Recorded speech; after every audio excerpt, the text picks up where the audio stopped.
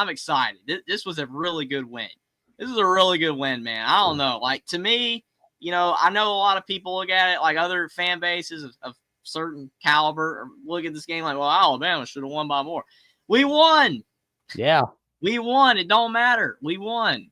Alabama is getting the job done. We've got 3 ranked wins in a row at Georgia, Vandy, and at Missouri. That's better than last year. It's better than last year. We look improved. We still, again, got things we got to clean up, and we got to continue to play hard. We can't fall apart at the end of the season. No. You don't want to do that.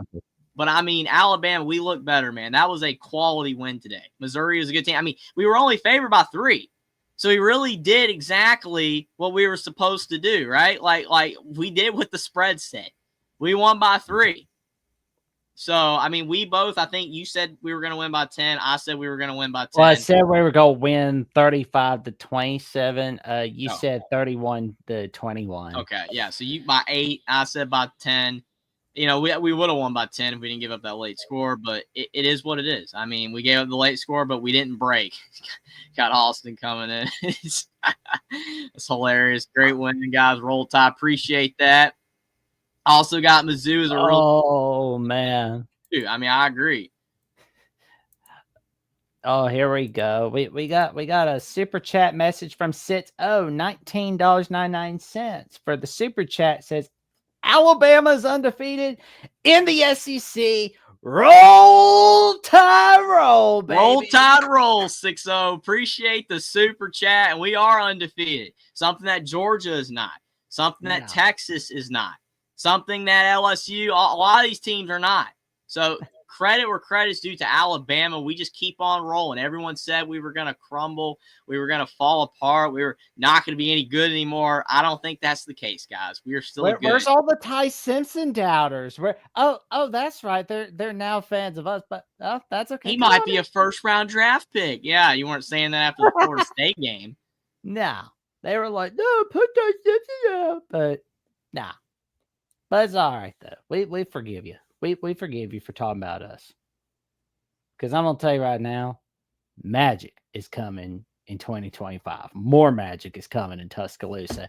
And we appreciate the $19.99 super chat from Sitz. Oh, and like we say on Alabama The Voice College Football, if you want your comment guaranteed to be read, put it in a super chat, and we will make sure to read it.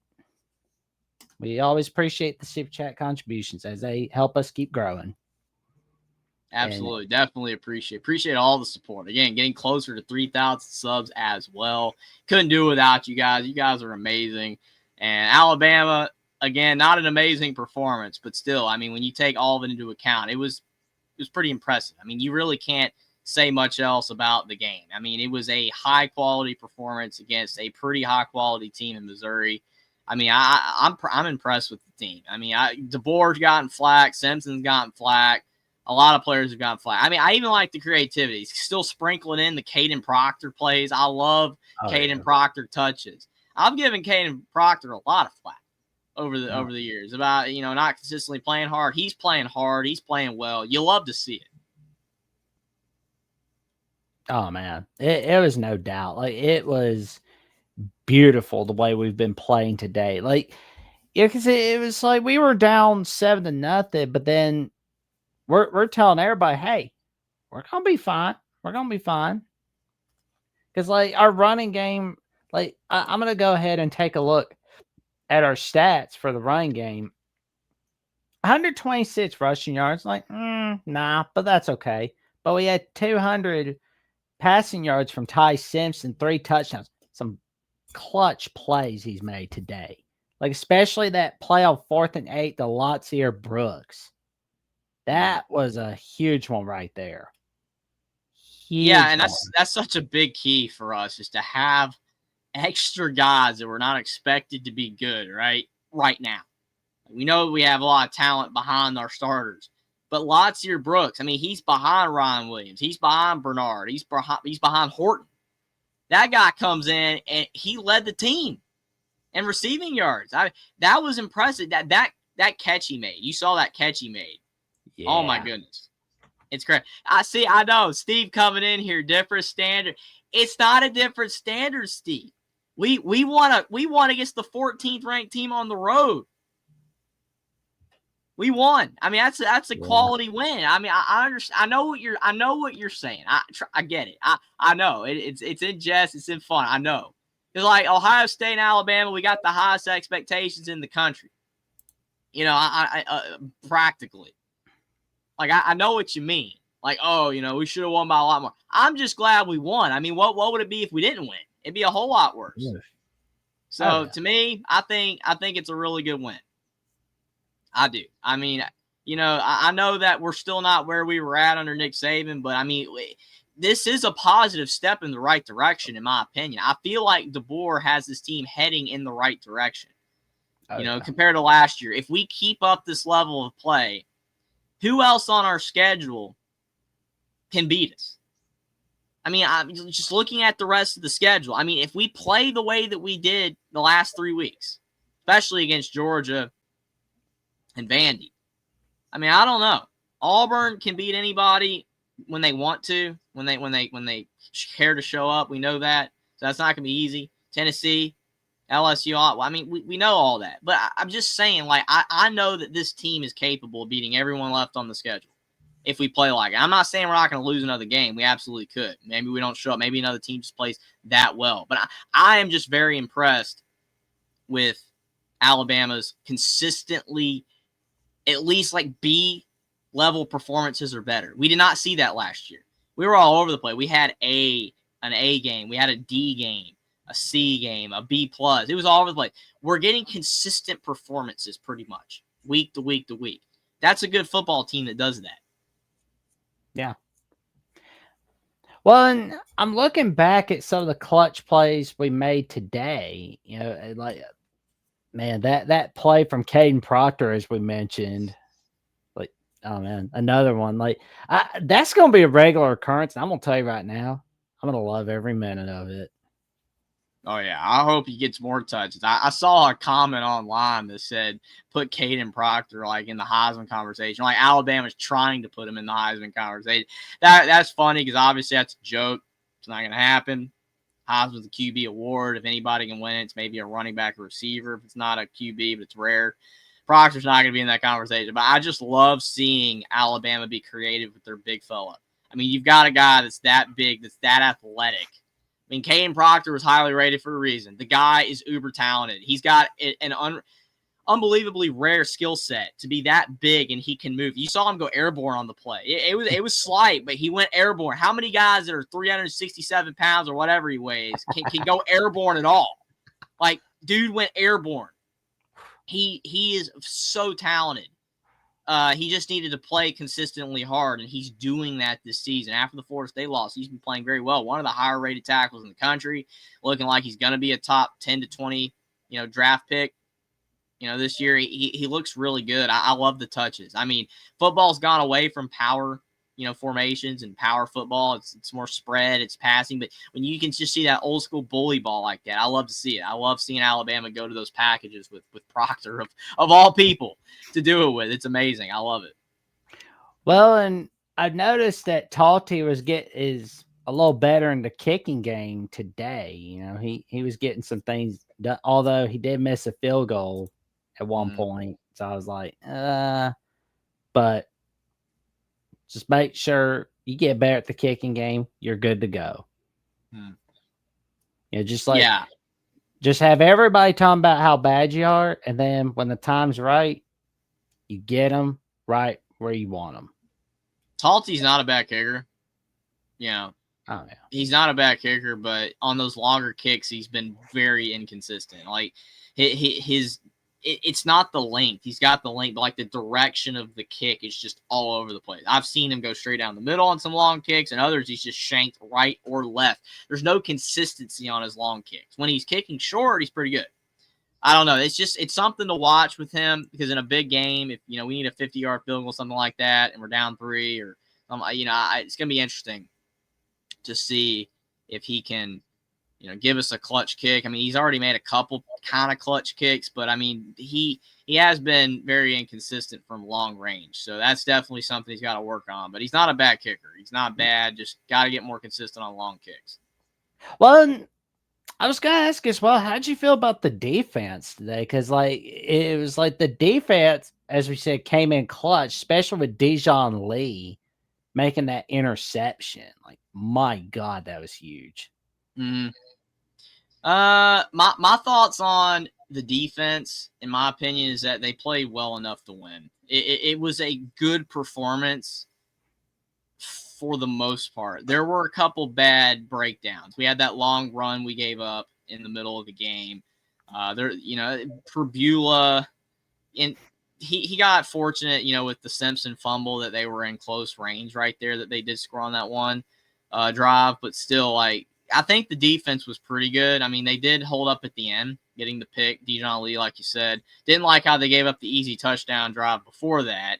But overall, I was pretty impressed with Alabama's defense. I think that they could have been better at times, but again, they did enough to win. That's about all you can ask for. I mean, they've been pretty solid this season. I mean, the Florida State game, they weren't very good stopping the run, and they really weren't good stopping the run against Georgia, but they did enough to not lose. They held on, and that's kind of where Alabama's defense has been. They've been good enough for us to win. And if it keeps doing that, they need to keep improving, obviously, if we want to be a team that has any shot of doing big things at the end of the season. But they did enough for us to win. It was a pretty solid performance overall with some errors sprinkled in. Oh, yeah. And I was thinking about LT Overton. He had a pretty good day as well. Like, he put a ton of pressure on Perbula, like kind of scared him a lot. It's like, I always like to see our quarterback. Like, I always like to make sure our defense can put a scare into our opponent's QBs. Like, that's always fun to see. Absolutely. How do you feel about Jam Miller? You think he'll be fine? You think he'll be okay? He'll be all right, but I just want to see him 100% healthy. Just make sure he's all right for Tennessee, South Carolina. But if he can't be able to come back for those 2 games, then just like sit the next 3 weeks, come back for LSU, make sure you're healthy for LSU. But how about Daniel Hill? I'm curious to see more of Daniel Hill. I've been thinking about him all off season, and now the season's here. We're halfway there as we're living on a prayer. Throwing in that Bon Jovi reference, man. Yeah, I mean, I don't know. Like, to me, Daniel Hill, he's a good back. I think he has limitations because, he's big. Being big is good when you're a running back. Like Derrick Henry, obviously, just a beast. But you do need speed as a running back as well. I'm not saying Daniel Hill does not have speed, but Daniel Hill does not pick up a ton of yards on the ground. He's good at pushing a pile. But, like, Jam Miller kind of gives you that all-around back, per se. He's able to, run, out of tackles. He's got enough power, but he's got the speed to get to the second level. Daniel Hill doesn't necessarily give you that as much. I like Daniel Hill. I think he's a good back. But he's more of a short yardage back. He's more of a situational back, whereas Jam Miller's an all-around back. That's why I think it's very important, for him to come back, quickly off this banged up, situation that he went through today. Richard Young's good too, but just hasn't shown enough. Alabama was not running the ball as well with those guys. They ran the ball better with Jam Miller. And you saw what happened when Jam Miller left the game. Yeah. Alabama's run game kind of died. It kind of faltered. So Jam Miller's our best running back. It's clear. I think that we need him out there to be a truly multi-dimensional offense. Without him, it becomes a lot more Ty Simpson heavy, and I don't prefer that. You want your quarterback to have help, and when Jam Miller's out there, you've got that option to run the ball. It makes Ty Simpson have less pressure on his shoulders. Oh, no doubt. So, of course, like, there's the update from Bama 247 where it talks about Jam Miller getting knocked out early in the 4th quarter with a concussion. And another one of our guys who got a concussion was Derek Meadows. Like, that was That's an ugly hit right there. Oh, yeah, that was terrible. I mean, the guy got ejected for Missouri, and I think that was a good call. I mean, it was a pretty bad hit. I've seen worse, but it was a pretty bad hit. Hopefully he's okay. I hate that happened to him. But I mean, that's just football. I mean, you go out there on the football field and play, you're gonna take massive hits. So it is what it is. I hate that happened. True. Missouri wanted to win. They wanted to win, and they were hitting hard. Yep, they were. I mean, like that fourth down play with the fake punt, but before that, Justin Jefferson's now that's called moving on up right there. Yeah, To the I mean, top. Yeah, he's finally getting a piece of the pie right there on 3rd and 11. Absolutely. How about that? That was a huge stop. But then, like, Missouri's like, okay, we're in the big game. We're going for it. Fake punt. Stop them short. Massive play. I mean, I wrote on Twitter that we were ready for it. I mean, we almost gave it up, but we didn't. I mean, we stopped it. It was a big stop. It was gutsy by Drinkwitz. I don't blame him for going for it. It's a big game. You want to leave everything out there on the field. He believes in his players, but at the end of the day, it backfired. People say it was a bad call. People always say that if it don't work. If it works, it's a great call. It's the best call ever. But if it doesn't work, you're a moron. Drinkwitz went for it. They fell short by a yard. It was a bang play. Very, very fortunate for Alabama that we were able to get the stop. So it definitely helped us out big time. Oh man, like that was clutch right there. Because I mean, had we not, which I'm glad we stopped them, but it was like, good grief, like had it been called a first down, I think our defense would have been putting a stop to Purbulla, no doubt. But still, it's I'm glad it wasn't called first down by the refs on that one. Oof, good grief. But absolutely. Kevin Riley, that's another guy I've been really thinking about because he's been playing well too. I mean, if we don't see Miller next week against Tennessee, we'll be having Hill ready, we'll be having Young ready, and Kevin Riley ready, and another big man play from Caden Proctor. Mm-hmm. Oh yeah, I mean you got to sprinkle him in. You obviously don't want to use him too much because then maybe it could become predictable, but a little bit. But I like how they've been utilizing him, just sprinkling it in. It's honestly genius. Yeah, I actually am watching the game right now, Stephen Jerry. I'm watching it right now as I'm talking about this game. That's why I'm not detached from this. I am still locked into the Alabama Missouri postgame live show with Jackson. It's amazing. So excited to be here talking with you guys. But yes, I am watching the game right now. So yeah. And so far, Indiana is leading 3-0. And hopefully I would be okay if they won 3-0. It won't happen. Ladies and gentlemen, if you're wondering why Indiana is leading if we're talking about Indiana leading 3-0 on this post-game analysis video of Alabama, Missouri on Alabama's Voice of College Football, it is because it is recorded at the time of 3:57 p.m. Eastern Time, 2:57 p.m. Central Time. So that is why you're hearing us talk about that game. So another fourth wall break on Alabama at the Voice of College Football. We got to get it up to 256 or 264 wall, all the way up to infinity and beyond. Oh man. But like looking back at the offense, like the player of the game for me is Simpson. Like making clutch throws, clutch runs. Oh yeah, he was great. I mean, he made great throws all game. I mean, some of them, like I said, were NFL throws. I mean, his stock has skyrocketed. I mean, he's probably in the first round conversation, Heisman conversation for sure. He's playing really, really good. Like, I've been very impressed with Ty Simpson. I don't think any of us thought he was going to do this well. I didn't. I mean, I thought he'd do all right. I thought with the team he had around him, he'd do pretty good. But he's been very, very good. I think he's been almost better than what the talent is around him, which I know sounds bizarre because we do have a lot of talent at receiver and running back and all that stuff, and O-line's been better. But I mean, Ty Simpson just feels like he's elevating the team though at times. Like he's putting balls in tight windows. Yeah, that catch by Lotsier Brooks was incredible, but that throw was spot on. You can't put the throw any better. I mean, sometimes you got to give credit where credit's due to the QB. And Ty Simpson deserves a lot of credit. Yeah, what Stephen Cherry says is to the T of how I feel. I'm shocked that he's been this good. I really am. He's been really good.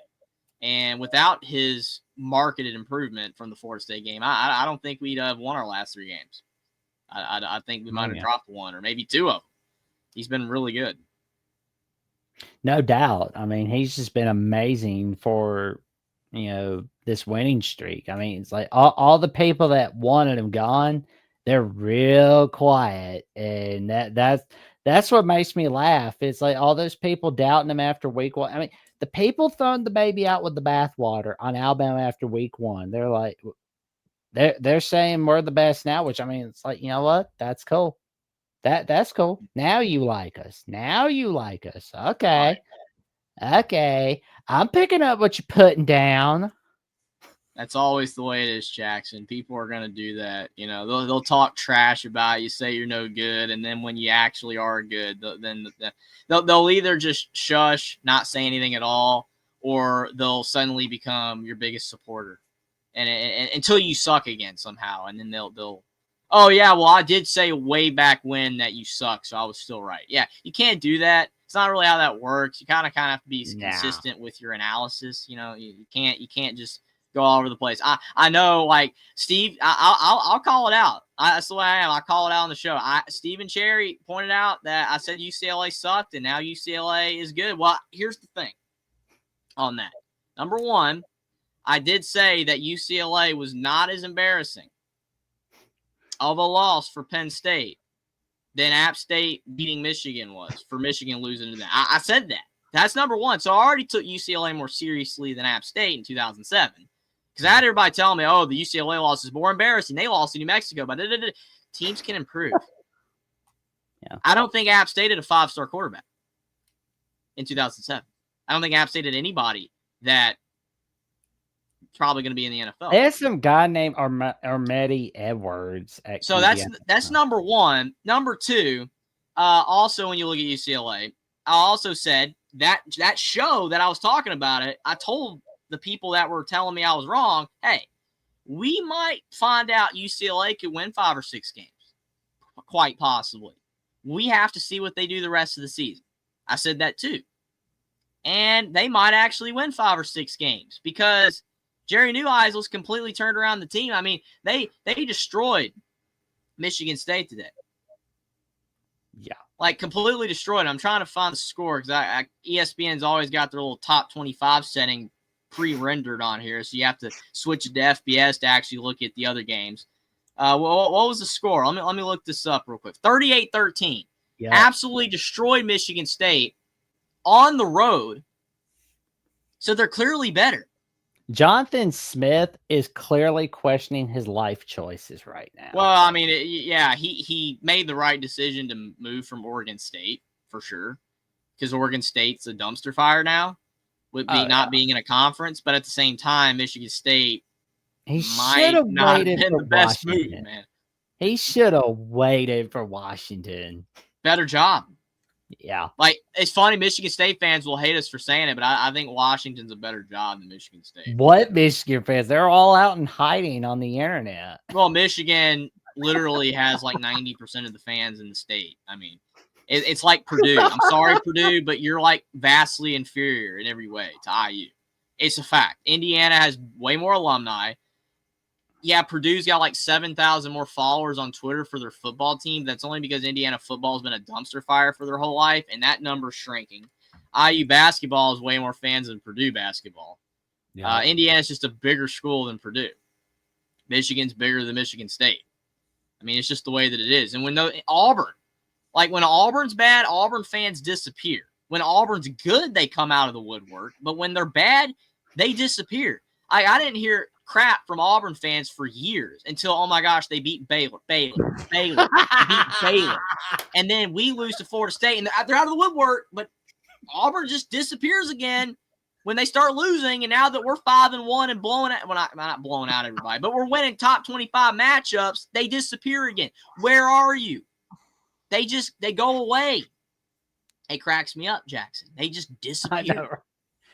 I know. And the funniest thing about Auburn flexing their Baylor win is Baylor have more offensive total yards than Auburn. And it's funny. I mean, like, if you're flexing a Baylor win, I'm sorry. Like, come on. I mean, was RG3 on that team? No. Yeah, I didn't think so. And Baylor's not horrible, but still. I mean, I'm not trying to trash these universities because obviously there are Purdue fans and Michigan State fans and Auburn fans. Don't get me wrong. I'm just saying, though, that when these teams stink, they disappear. They completely fold. Like, they don't even exist anymore. And then suddenly when they win anything, then they reappear, and then they just, you know how it is. I don't know. It makes no sense to me because, like, to me, if you're bad or good, you think you want to at least, like, say something. You know what I'm saying? Like, you at least want to acknowledge your existence. Well, hey, I'm a Purdue fan. We might be 1-11, and Ron Walters might be completely trashed. But you know what? I'm still rooting for our guys, even though we lost 66-0 to Indiana. You know, we're still an amazing program. Love the guys. No, they just disappeared. I mean, Indiana had fans when Indiana was bad. That's what makes me laugh so much is that people say, well, IU had no fans before they were good. Yeah, they did. They had fans. They just knew they sucked. They knew they sucked. I mean, it's just now that they don't suck, they're able to say that they don't, and it feels like they're out of the woodwork. I don't know. I mean, every fan base has fans that are loyal to the end and say some things, but at large, certain fan bases just really disappear when the team's not good, though. They do just really disappear. We got John Diadamo in the chat. Appreciate that, John. Appreciate it a lot. But yeah, I'm like I said, I'm just excited about the win though for Alabama. It's a good win overall, regardless of what people think. We got it done. Man. Yeah. Oh man, I will say though, USC I think will disappoint everybody yet again, and I think Michigan's gonna win that one. I feel sorry for Washington and Michigan State. I feel more sorry for Michigan State because they're gonna need a lot of luck. Because I don't see them doing anything against Michigan. But let me get back to the game for a moment. Defensive player MVP. Who's your MVP for that one against Missouri? That's tough. Because, I mean, do you go off like a singular play or do you go off like the entire game? Because one of the best performers of the entire game was LT Overton. LT Overton was a beast today. I mean, wrapping up guys, getting in the backfield, creating havoc. He was unreal. Now, I mean, the singular MVP is DeJon Lee. He sealed the game. You know, he got the pick and sealed the game when Missouri was driving and could have scored on us, and maybe we could have lost. So, I mean, if you're going off a singular play, DeJon Lee is defensive MVP. But for the entire game, I go LT Overton. You know, great minds think alike because I'm right there with you on LT Overton. Dude was a magician, just putting a ton of pressure on Prebula. Like, I feel sorry for Prebula because he had to deal with a guy like Overton. It's like, I love our guy Overton because I'm like, you get him mad, he'll chew you up like a chicken nugget. Absolutely. I would not want to be in his way if I was on the other team. I mean, it'd be you're done. You're done. But yeah, it was a great game. You know, we're gonna have to prepare. Next game is Tennessee. No let up. No.